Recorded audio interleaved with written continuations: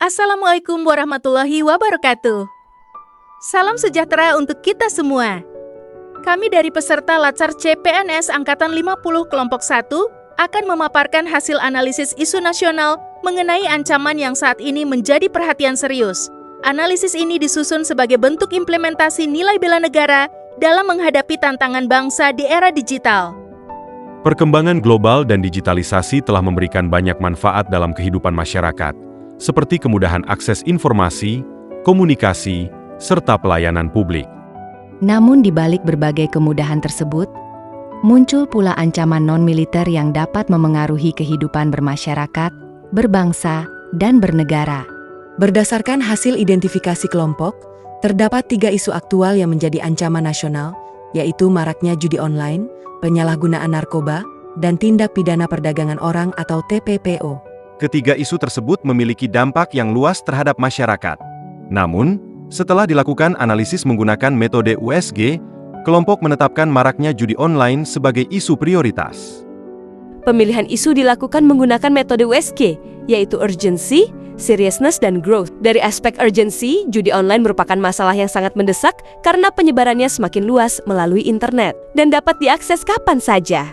Dari aspek seriousness, dampaknya sangat besar, mulai dari kerugian ekonomi, kecanduan, konflik keluarga, hingga meningkatnya tindak kriminal. Sedangkan dari aspek growth, perkembangan judi online berlangsung sangat cepat karena didukung kemajuan teknologi, media sosial, dan transaksi digital yang semakin mudah.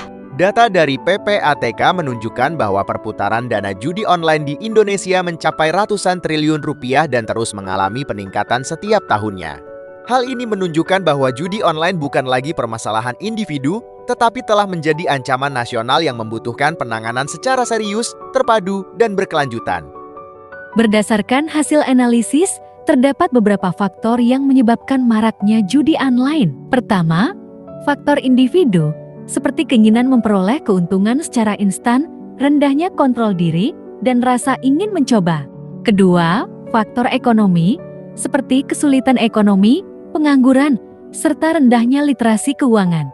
Ketiga, faktor teknologi, yaitu mudahnya akses internet, penggunaan smartphone, dan transaksi digital. Keempat, faktor sosial, berupa pengaruh lingkungan, gaya hidup konsumtif, dan rendahnya edukasi mengenai bahaya judi online. Kelima, lemahnya pengawasan dari keluarga maupun lingkungan. Dan terakhir, faktor penegakan hukum, seperti sulitnya melacak server yang berada di luar negeri, serta cepatnya pergantian domain situs judi online.